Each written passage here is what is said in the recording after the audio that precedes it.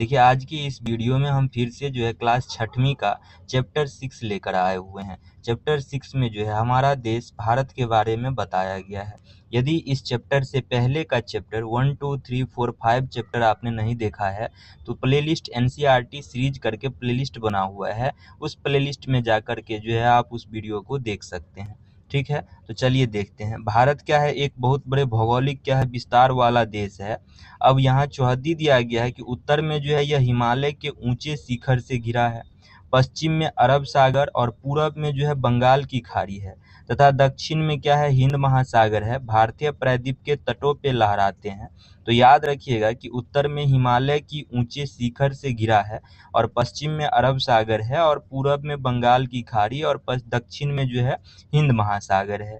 इसी चैप्टर में अगला पेज जो है उस पेज में हम लोग जो है इस हिमालय की खाड़ी को हिमालय की चोटी को, अरब सागर को, बंगाल की खाड़ी को, हिंद महासागर को जो है वो देखेंगे मैप में। ठीक है, अब देखिए भारत को जो है वो प्रायद्वीप क्यों कहा जाता है। देखिए प्रायद्वीप स्थल का वह भाग है यानी उस भूभाग को कहते हैं जो 3 तरफ से जल से घिरा होता है। तो देखिए भारत भी जो हमारा है वो 3 तरफ से जल से घिरा है।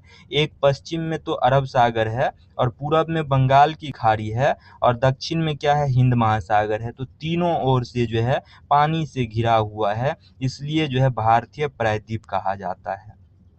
ठीक है, अब देखिए आगे क्या कह रहा है। आगे कह रहा है कि भारत का जो क्षेत्रफल है वो क्या है 32.8 लाख वर्ग किलोमीटर है, यानी 32 स्पेसिफिक क्षेत्रफल का बात कीजिएगा तो 32,87,263 वर्ग किलोमीटर हो जाता है। ठीक है, तो याद रखिएगा क्षेत्रफल। उसके बाद कहा जा रहा है कि उत्तर में लद्दाख से लेकर दक्षिण में कन्याकुमारी तक इसका विस्तार जो है वो 3200 किलोमीटर है। क्या है कि उत्तर में लद्दाख से लेकर दक्षिण में कन्याकुमारी तक इसका विस्तार क्या है 3200 किलोमीटर है और 3200 किलोमीटर है तथा पूरब में अरुणाचल प्रदेश से लेकर पश्चिम में कच्छ तक इसका विस्तार जो है वो 2900 किलोमीटर तक है। तो ये दोनों बातें याद रखिएगा। पहले अगर आपसे पूछ दे यदि कि उत्तर में इसका विस्तार क्या है, कितने किलोमीटर है, तो उत्तर में जो है लद्दाख से लेकर दक्षिण में कन्याकुमारी तक विस्तार लगभग 3200 किलोमीटर है। अगर पूरब से पश्चिम का विस्तार पूछ दे तो याद रखिएगा 2900 किलोमीटर है। उसके बाद ऊंचे ऊंचे पर्वत जो है भारतीय महामरुस्थल, उत्तरी मैदान, आसमान, पठारी सतह, तटीय भाग एवं द्वीप समूह स्थल रूप को विभिन्नता को दर्शाते हैं। यहाँ जलवायु, वनस्पति, वन्य जीव के साथ साथ भाषा एवं संस्कृति में भी बहुत भिन्नता है। इस भिन्नता में भी हम एकता को पाते हैं जो हमारी परंपरा में दिखाती है। यही कारण है कि हम जो है एक राष्ट्र में बंधे हुए हैं। ठीक है, अब देखिए एक राष्ट्र में बंधे हुए हैं। वर्ष 2011 में अब तक भारत की जो आबादी थी वो 120 करोड़ से अधिक हो चुकी है। यह चीन के बाद जो है विश्व का क्या है दूसरा सबसे अधिक जनसंख्या वाला देश है। ठीक है, याद रखिएगा।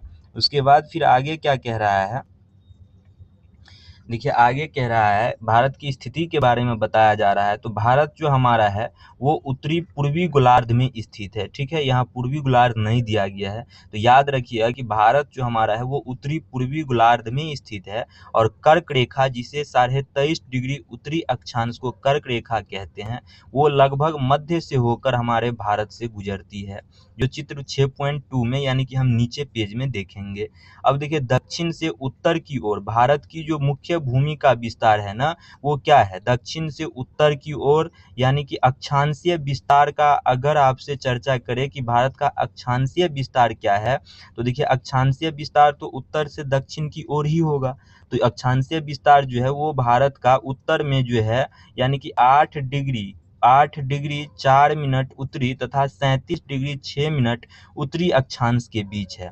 तो चलिए इसे हम लोग क्या करते हैं थोड़ा सा डायग्राम से समझ लेते हैं कि क्या कहना चाह रहा है।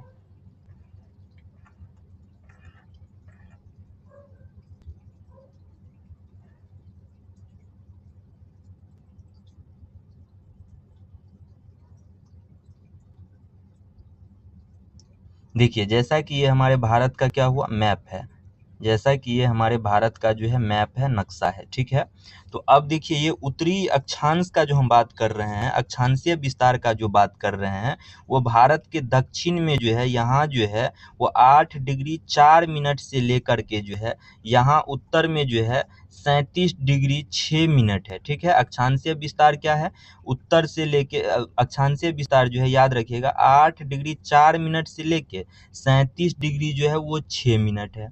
लेकिन ये मुख्य भूमि से है, ठीक ना। अगर आपसे पूछ दे संपूर्ण भूमि से, यानी कि पूरा पूछ दे, तो यहाँ अंडमान निकोबार भी हमारे भारत का हिस्सा है। तो यहाँ से क्या हो जाएगा, यहाँ से जो हो जाएगा वो 6 डिग्री 45 मिनट हो जाएगा, 6 डिग्री 45 मिनट हो जाएगा। यदि मुख्य भूमि से पूछते तो 8 डिग्री 4 मिनट उत्तरी अक्षांश से लेकर के जो है 37 डिग्री 6 मिनट होगा।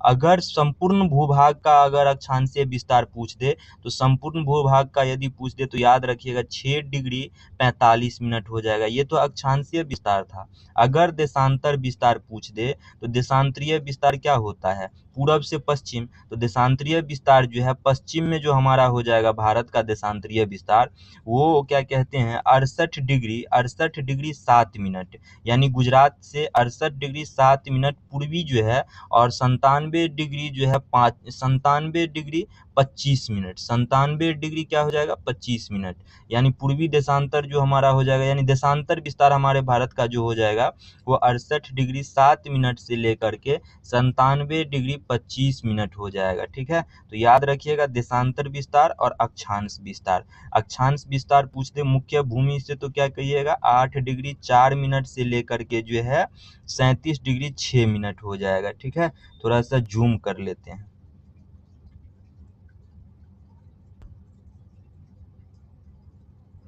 देखिए जैसा कि यहाँ दिया गया भी है कि दक्षिण से उत्तर की ओर भारत की मुख्य भूमि का विस्तार 8 डिग्री 4 मिनट उत्तरी और 37 डिग्री 6 मिनट उत्तरी अक्षांश के बीच स्थित है।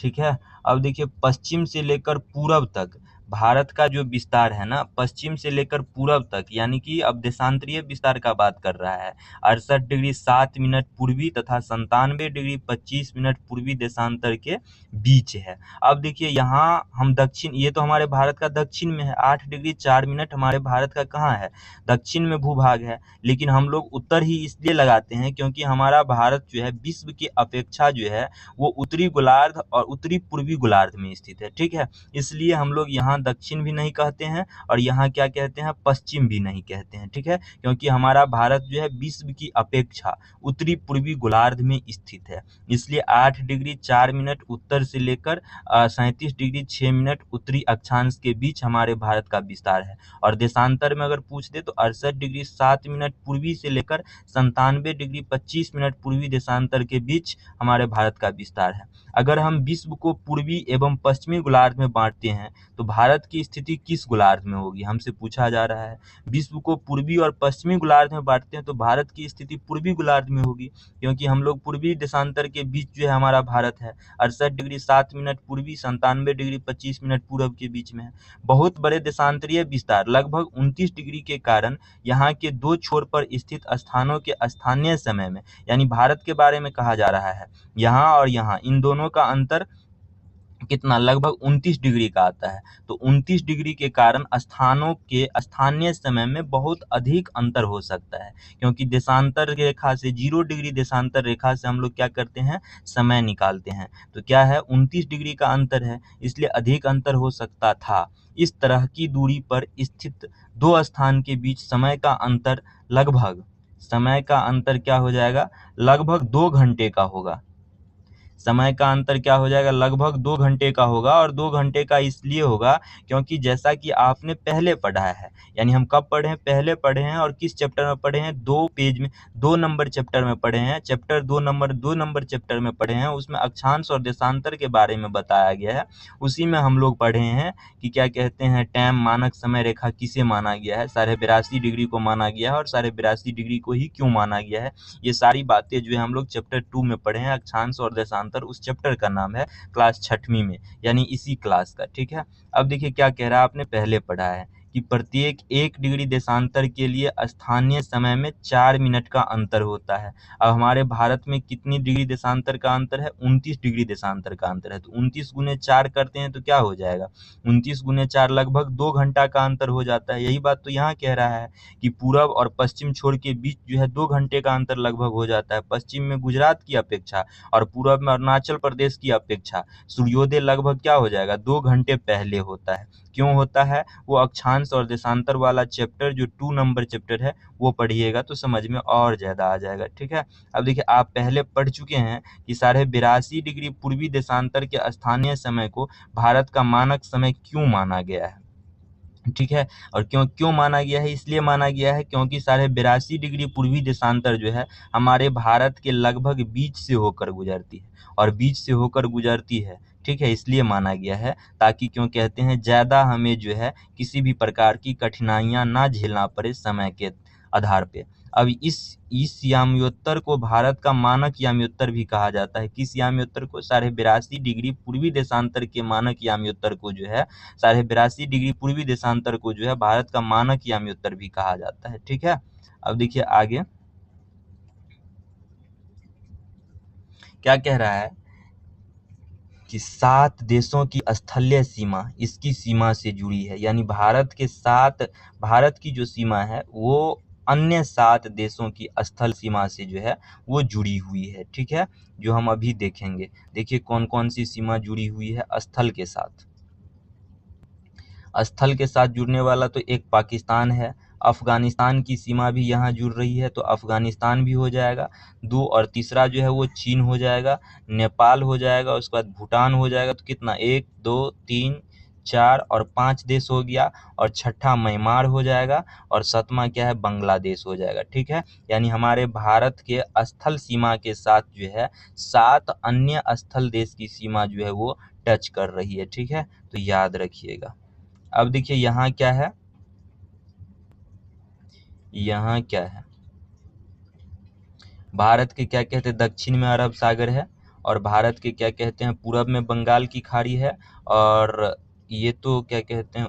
दक्षिण ना, हाँ सॉरी, ये जो हो जाएगा पश्चिम। पश्चिम में अरब सागर है, भारत की पश्चिम में अरब सागर है, और भारत की पूरब में बंगाल की खाड़ी है, और दक्षिण में जो है वो हिंद महासागर है। दक्षिण में क्या है? हिंद महासागर है। दक्षिण में क्या है? हिंद महासागर है, हिंद महासागर है, याद रखिएगा। ठीक है, और पूरब में हिमालय से जो है वो हमारा उत्तर में हमारा भारत जो है हिमालय से घिरा हुआ है। ठीक है, अब देखिए क्या है कि दिल्ली भारत की राजधानी, ये सब तो हम लोग जानते हैं, और राज्य का निर्माण जो मुख्यतः हुआ है वो भाषा के आधार पर हुआ है। ठीक ना, याद रखिएगा कि हमारे भारत में जो 28 राज्य है वो किसके आधार पर निर्माण हुआ है? 28 राज्य का भाषा के आधार पर हुआ है। अब देखिए यहाँ क्या कह रहा है कि जलोढ़ निक्षेप ये नदियों के द्वारा लाई गई बहुत महीन मिट्टी होती है तथा नदी बेसिन में निक्षेपित कर दी जाती है। यानी कि बाढ़ के द्वारा, नदी के द्वारा जो मिट्टी लाई जाती है उसे जलोढ़ मिट्टी कहते हैं। अब सहायक नदी, एक नदी या सरिता जो कि मुख्य नदी में किसी भी तरफ से आकर मिलती है तथा अपने जल को मुख्य नदी में विसर्जित करती है, उसे सहायक नदी कहते हैं। ठीक है, तो याद रखिएगा सहायक नदी किसे कहते हैं। अब देखिए भारत में पाई जाने वाली भौतिक आकृति विभिन्न प्रकार की है। यानी भारत को भौतिक विभाजन के आधार पर जो है वो कितने टाइप से बांटे जा सकते हैं। तो देखिए एक तो पर्वत के आधार पर बांट सकते हैं, पठार के आधार पर बांट सकते हैं, मैदान के आधार पर बांट सकते हैं, तट के आधार पर बांट सकते हैं, और द्वीप समूह के आधार पर बांट सकते हैं। ठीक है, अब देखिए उत्तर में जो है बर्फ से ढका है, हिमालय संतरी का कार्य करती है। यानी हिमजोर आलय का मतलब होता है बर्फ का घर।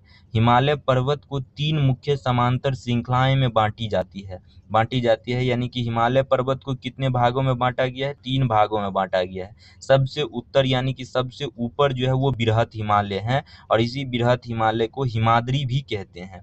इसी श्रृंखला में विश्व की सबसे ऊंची शिखर है, यानी विश्व की सबसे ऊंची शिखर माउंट एवरेस्ट है। ठीक है, 8,848 मीटर जो है उसकी ऊंचाई है माउंट एवरेस्ट की, याद रखिएगा। अब मध्य हिमालय या हिमाचल हिमाद्री के दक्षिण में स्थित है। मध्य हिमालय को ही हिमाचल हिमाद्री कहते हैं, जो क्या मध्य हिमालय को ही क्या कहते हैं, हिमाचल भी कहते हैं, जो हिमाद्री के दक्षिण में स्थित है, यानी बृहत हिमालय के दक्षिण में मध्य हिमालय स्थित है, यानी नीचे वाला भाग कह रहा है।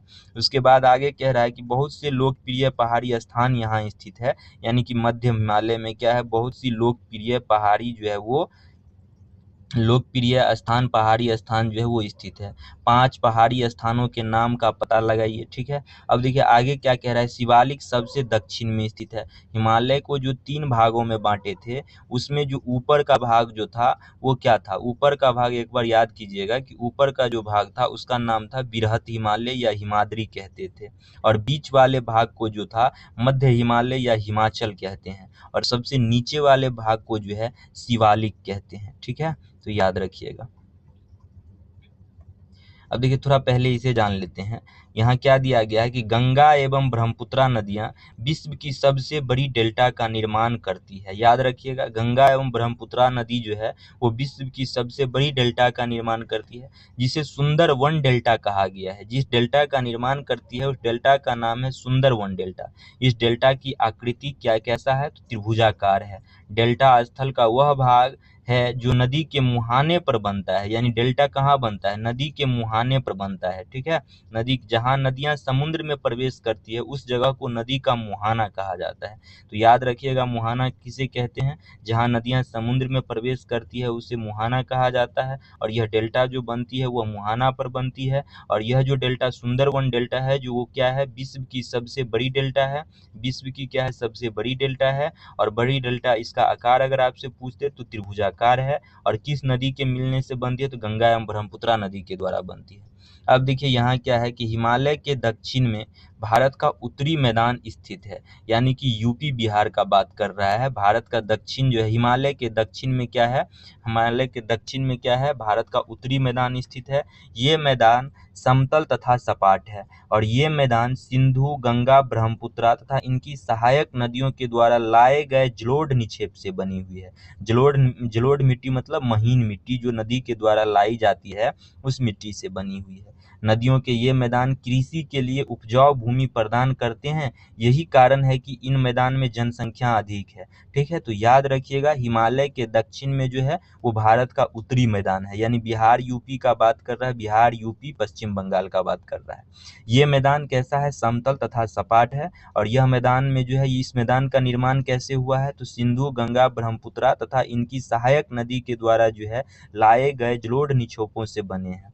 नदी के ये मैदान कृषि के लिए क्या है, उपजाऊ है, अब भूमि प्रदान करते हैं, यही कारण जो है इन मैदान में जनसंख्या क्या है, अधिक है। अब आगे क्या है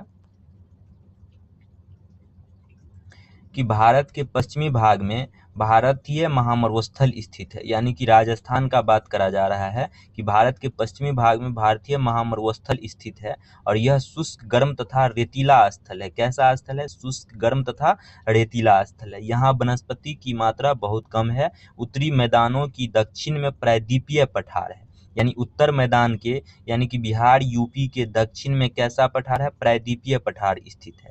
इसकी आकृति, यानी कि प्रायद्वीपीय पठार की जो आकृति है वो कैसा है, त्रिभुजाकार है, और इसका धरातल जो है काफी ऊंचा नीचा है। प्रायद्वीपीय पठार का जो धरातल है वो काफी ऊंचा नीचा है। इस क्षेत्र में बहुत सी पहाड़ी श्रृंखला तथा घाटियां स्थित है। इसके उत्तर पश्चिम में अरावली श्रृंखला स्थित है। उत्तर पश्चिम में क्या स्थित है, अरावली श्रृंखला स्थित है, ठीक है। और अरावली श्रृंखला जो है वो विश्व की सबसे पुरानी श्रृंखला है, याद रखिएगा, विश्व की सबसे पुरानी श्रृंखला अरावली श्रृंखला है। और प्रायद्वीपीय पठार कहाँ है, उत्तर भारत के जो है वो दक्षिण में स्थित है। उत्तर भारत किसके दक्षिण में स्थित है, हिमालय के दक्षिण में स्थित है।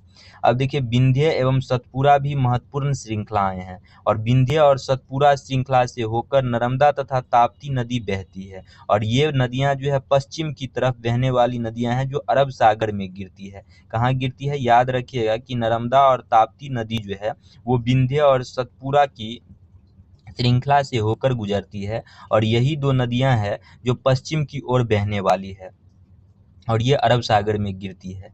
इस पठार के पश्चिम में पश्चिमी घाट या सह्याद्री, इस पठार के, यानी प्रायद्वीपीय पठार के पश्चिम में क्या है, प्रायद्वीपीय पठार के पश्चिम में जो है पश्चिमी घाट या सह्याद्री इसी को कहते हैं, तथा पूरब में पूर्वी घाट स्थित है। स्वाभाविक है कि पूरब के भाग को पूर्वी घाट कहेंगे और पश्चिम के भाग को पश्चिमी घाट कहेंगे, क्योंकि ये समुद्र से सटा हुआ है। अब पश्चिमी घाट का जो विस्तार है वो एक समान रूप है, और जबकि पूर्वी घाट का जो बीच बीच में टूटा हुआ है, जैसा कि हम लोग जो है इमेज चित्र जो है 6.3 में देखेंगे अभी। और इन पठारों में जो है खनिज जैसे कोयला एवं लोहा अयस्क की क्या है, प्रचुरता है। तो याद रखिएगा। अब देखिए आगे फिर क्या कह रहा है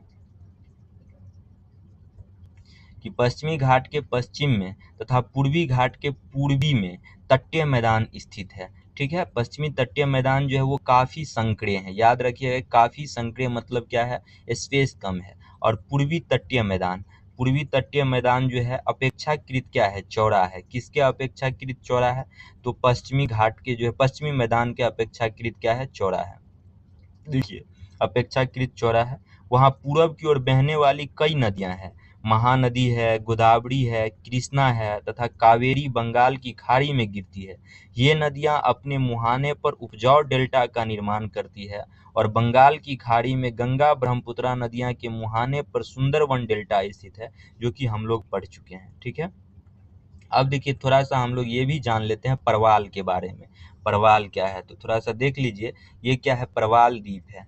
ये जो इमेज में दिख रहा है, ये परवाल द्वीप है। और हमारा लक्षद्वीप जो है वो परवाल भित्ति से बना हुआ जो है वो द्वीप है। ठीक है, अब परवाल भित्ति क्या होता है, परवाल क्या होता है, तो देखिए परवाल छोटे समुद्री जंतु के कंकाल है, जिसे पॉलिप कहा जाता है। परवाल क्या है, छोटे समुद्री जंतु के कंकाल है, जिसे पॉलिप कहा जाता है।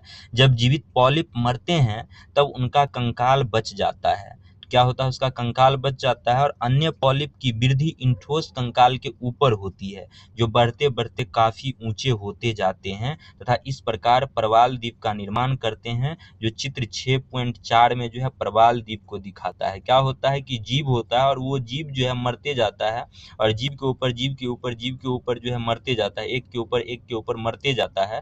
और मरने के बाद जो है वो क्या करता है, एक ठोस जगह का निर्माण कर देता है, और इसी को परवाल द्वीप कहते हैं। ठीक है, अब आगे क्या है,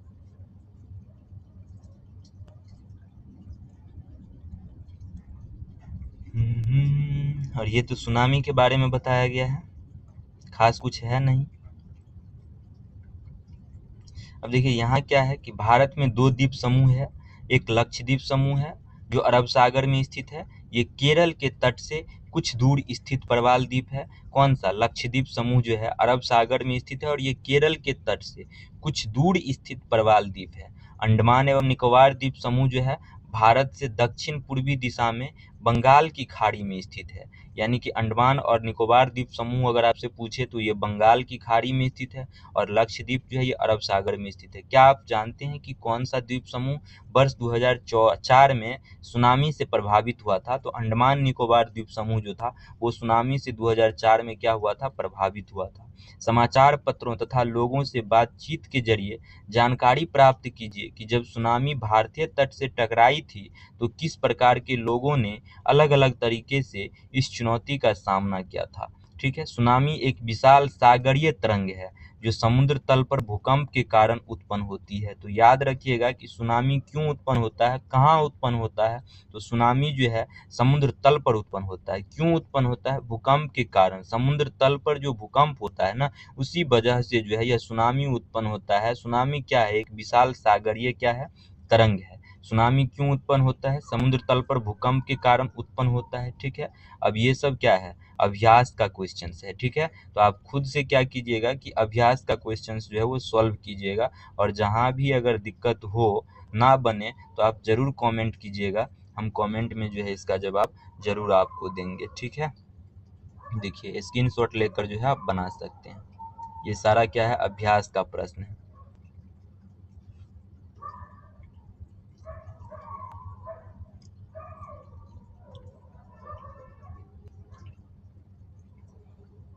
बस यहीं तक था।